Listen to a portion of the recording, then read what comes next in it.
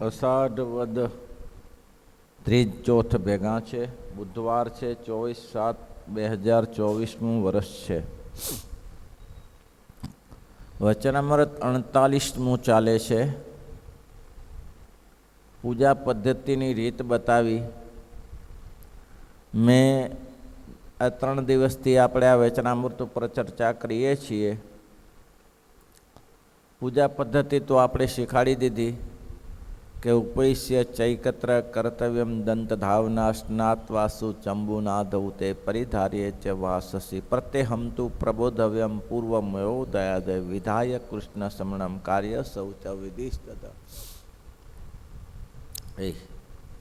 એક ઉપર રાખો, પંખો એક ઉપર રાખો. સૂર્યોદય પહેલાં ઉઠી જવું, નાહી ધોઈ પવિત્ર થવું, કેવી રીતે નાવું થવું એ બધું બતાવ્યું. પછી એક આસન ઉપર બેસવું, એક વસ્ત્ર પહેરીને એક વસ્ત્ર ઓઢીને બેસવું, ભગવાનનું આસન અલગ રાખવું, ભગવાનની મૂર્તિ પધરાવી, ખાલી બેસાડવાની, તિલક ચાંદલો કરવો, માનસી કરવી, પછી મૂર્તિનું સ્થાપન કરવું, સસ્તાના આગચ્છ ભગવાન દેવ કરીને સ્થાપન કરવું. સ્થાપન કર્યા પછી ભગવાનને નૈવેદ્ય ધરવું. નૈવેદ્ય ધર્યા પછી જો 5 માળા કરતા હો તો 2 બેસીને કરવી, 1 ઊભા થઈને કરવી, 2 પ્રદક્ષિણામાં કરવી. દંડવટ કરવા. દંડવટ કરવામાં જો તમે 5 કરતા હો તો 1 છઠ્ઠું વધારે કરવું. કારણ કે સ્વામિનારાયણ ભગવાન કહે છે, અત્યાર સુધી તો અમે એમ કહેતા વિચારતા હતા કે કામ ક્રોધ લોભ મદ મત્સર થકી રક્ષા કરજો, પણ આજે તમે વિચાર્યું કે જાણે અજાણે કોઈ ભગવાનના ભક્તનો અપરાધ થઈ ગયો હોય તે પણ ક્ષમા કરજો. એના માટે ક્ષમાન માટે 1 દંડ વધારે કરવું, 6 દંડવટ કરવો. પછી બેસીને ભગવાનને ફરીથી નૈવેદ્ય ધરવું. ત્યાર પછી શિક્ષાપત્રી વાંચવી અથવા વચનામૃત વાંચવું, જે તમારી ઈચ્છા હોય તે. એ થઈ ગયા પછી ભગવાનને વિસર્જન મંત્ર બોલીને પૂજા પૂરી કરી. હવે પછીનો કાર્યક્રમ એમાં શરૂ કરે છે. મહારાજ કહે છે, આ પાતકાળની પૂજા થઈ ગઈ. પૂજા નરનારાયણ દેવની કરવી એ પ્રતિષ્ઠિત છે. અને મહારાજ કે અમે પણ માન્ય છે ને અમે નરનારાયણ દેવને અમદાવાદમાં પધરાવ્યા છે. અમારા સ્વરૂપમાં ને એના સ્વરૂપમાં કંઈ ભેદ સમજવો નહીં. અને શ્રીમદ ભાગવતમાં પણ નરનારાયણ દેવની પૂજા માન્ય કરેલી છે. પછી ભગવાન પાસે માગવું છે, હે મહારાજ અમારી કુસંગ થકી રક્ષા કરજો. કુસંગ 4 પ્રકારનો છે. આ જગતમાં જે ઉર્ધ્વગતિને પામ્યા છે એ સત્સંગે કરીને જ પામ્યા છે, અને અધોગતિને જે પામ્યા છે તે કુસંગે કરીને જ પામ્યા છે. હજારો દ્રષ્ટાંત છે. સંતોના સમાગમે કરીને ઉર્ધ્વગતિ પામ્યા છે, કુસંગે કરીને અધોગતિ પામ્યા છે. અજામિલ કંઈ સામાન્ય બ્રાહ્મણ નહોતો. શ્રીમદ ભાગવત શાસ્ત્રનો ભણેલો હતો. અજય વિપ્ર નામ હતું. પવિત્ર કુળમાં જન્મ્યો હતો. એને માતા પિતા હતા, પવિત્ર પત્ની હતી. પણ જો એને ખરાબ સંગ લાગી ગયો, દુરાચારી સ્ત્રીનો સંગ લાગી ગયો, તો આ બધું છોડી દીધું. પવિત્ર માતા પિતાને છોડ્યા, પત્નીને છોડી, સંતાનોને છોડ્યા, અને આ ખરાબ કુસંગમાં આવી ગયો. ખરાબ કુસંગમાં આવીને આવા ધંધા કરવા લાગ્યો. અજામિલ એટલે બકરાઓ ભેગા કરીને ખાટકી ખાને મૂકતો થઈ ગયો. આવું કેમ થઈ ગયું? કુસંગે કરીને. પીબેક કાંઈ સામાન્ય નહોતો. પીબેક જે આપણે કામાક્ષીનો પીબેક છે એ કંઈ સામાન્ય નહોતો. સશાસ્ત્રનો ભણનારો હતો.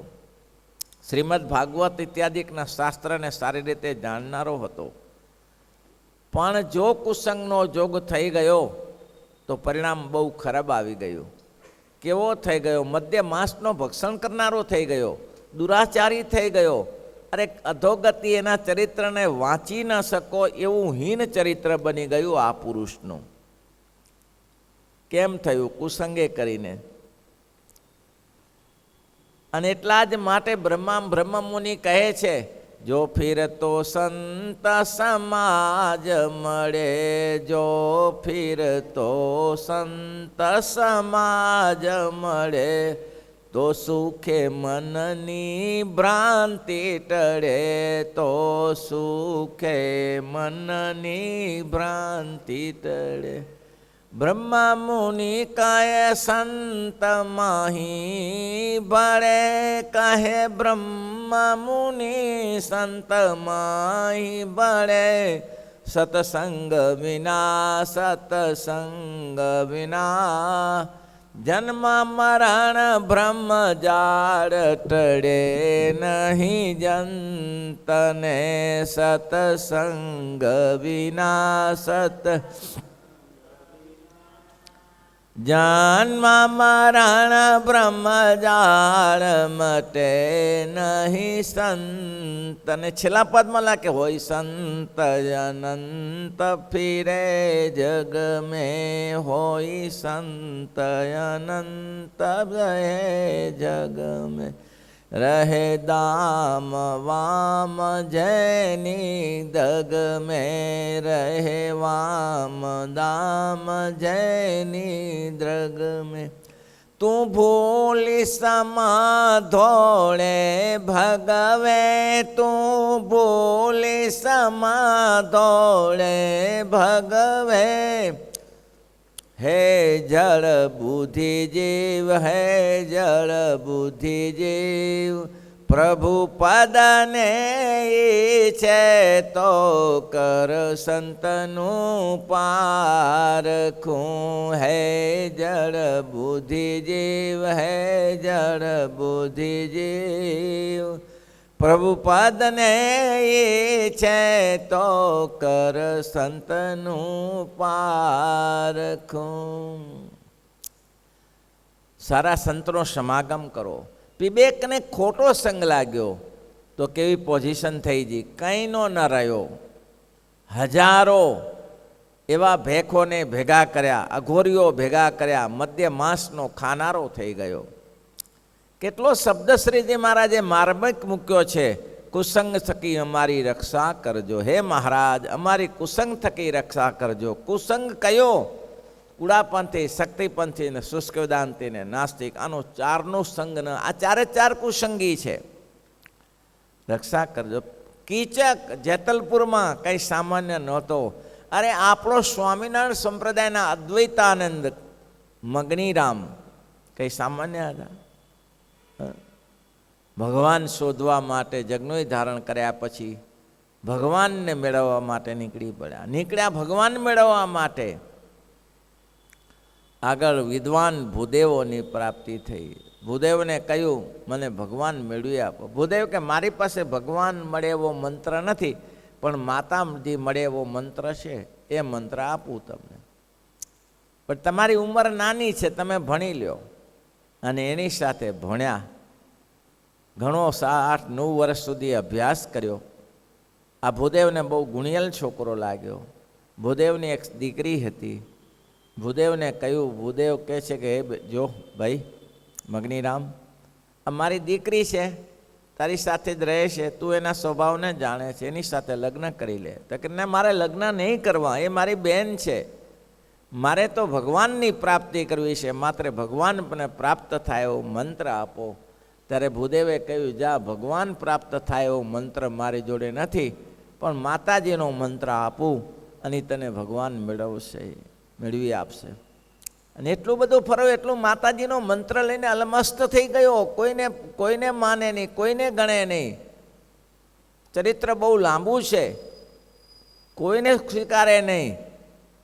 આવી પરિસ્થિતિ ખરાબ થઈ ગઈ. મધ્ય માંસનો ભક્ષણ કરનારો થઈ ગયો. કુસંગે કરીને માતાજીનો સંગ થયો અને એવા ભુવા જાગરીએ મળી ગયા. આ પોઝિશન થઈ ગઈ. ફરતો ફરતો પોરબંદર આવ્યો અને પોરબંદરમાં જ્યારે આવીને કહ્યું ₹5000 એક નગર શેઠની પાસે માગ્યા. ત્યારે નગર શેઠે કહ્યું, અમારા જેવા બકરા ડાંભે પાર ના પડે, સિંહને ડાંભો. તો કે કોણ છે સિંહ? સિંહ સહજાનંદ.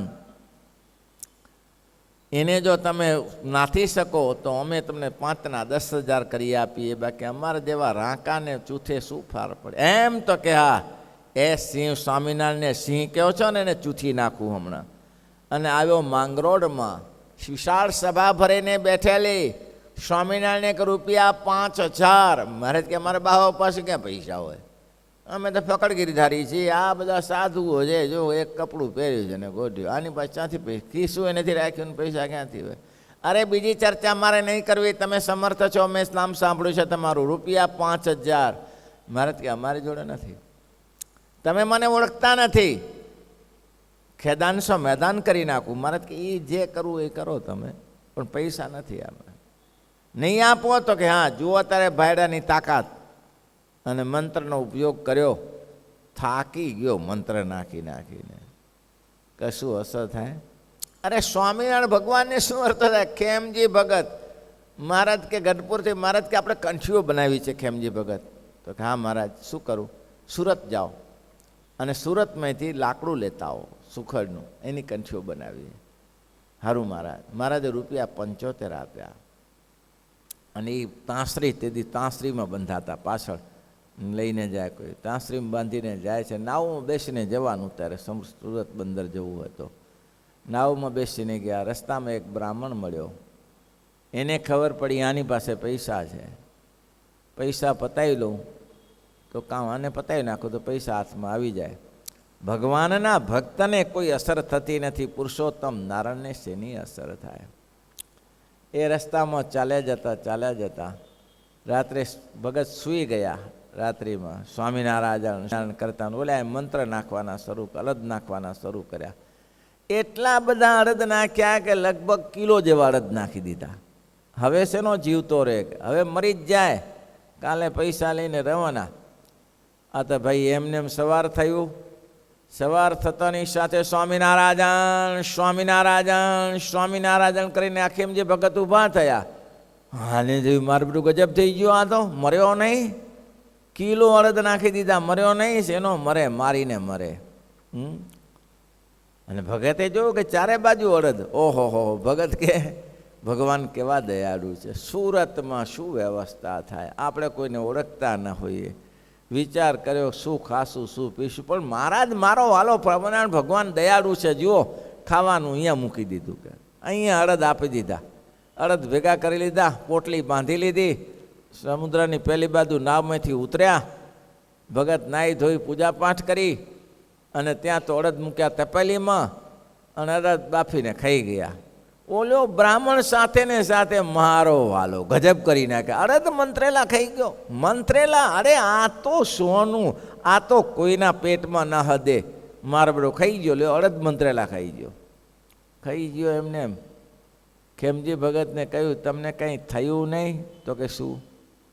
આ અડદ ખાઈ ગયા ને, તે અડદ તો ખાવાના જ હોય ને, શું કરવાનું તારે? અહીં વેર બીજું પછી ક્યાંથી અનાજ લેવા જાવી? આ તમે દયા કરી.